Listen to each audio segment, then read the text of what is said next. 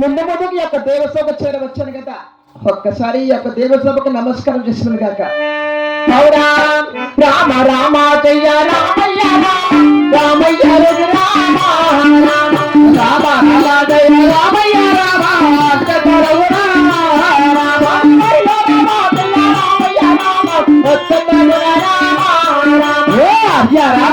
రామయ్య రామయ్య రామ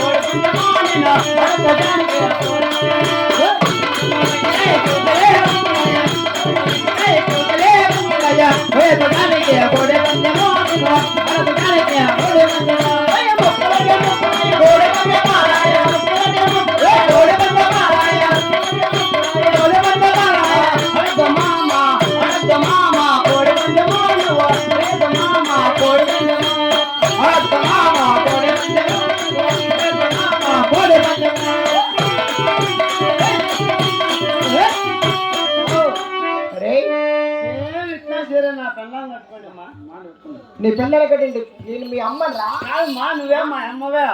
నా పిల్లం ఏం చేసిందో తెలిసినా? ఏం చేసినది? నీ కాడ పని చేసి డబ్బులు ఇప్పించుకొని పోయినా కదా. అవును. ఆ డబ్బులతో మంచి చీర తీసి ఇచ్చిన నా భార్యకు. మంచి పట్టు చీర? అవునమ్మా. పట్టు చీర తీసిస్తే మొన్ననే బాణాలు పండక్కు బాగా కట్టుకొని గంగమ్మ కాడి బాణం ఎత్తుకొని అని చెప్పిన. అవును. సరేలే అని చెప్పింది. చీర బీరువా మీద పెట్టి బాత్రూమ్ లేక పోయింది మా స్నానం చేయను. అవును. ఏ పలకలో డంస తమ మోగాలక బాణం ఎత్తుకొని అట్లే వచ్చేసిందమ్మా. అప్పుడు చీర ఎక్కడ ఉన్నది? అప్పటికి చీర బీరువా మీదనే ఉంది. బీరువా మీద అంటే పట్టు చీర అన్నమాట్లాడేది. బాణం ఎత్తుకొని బజారింటి పోతాందమ్మా. బా ఎప్పుడు లేని జనాలు అప్పుడే చేసిందమ్మా. ఏమి బాణాలు ఎత్తుకొని నాదన్నామా. బాణం ఎత్తుకొని పోతుంటే జనాలు సొన్ను వచ్చినారు. అప్పటికి కొట్టే పట్టు చీర అన్నమాట్లాడేదమ్మా. అప్పటికే చీర ఆడింది బీరువా మీదనే ఉంది. బాణాలని గంగమ్మ కాడికి పోయినారు. గంగమ్మ చుట్టారు బాణాలు తిప్పుతుంటే గంగమ్మని చూడాలి కదా జనాలు. అవును. నా భార్యను చూస్తున్నారు. అప్పటికి కూడా చీర ఎక్కడ ఉన్నదిరా? అప్పటికి చీర బీరువా మీదనే ఉంది. అంటే పట్టు చీర అందమంటారు. ఎక్కడైతే కుదరదని ఏమే చీర మర్చిపోయినావు అని చెయ్యి ఊపి చూపిస్తాండ. నా మొగుడు నా చీర ఎంత బాగుందని నా కల్లే చెయ్యి చూపిస్తాడని ఇంకా తిప్పుకుంటే నడుస్తాందమ్మా.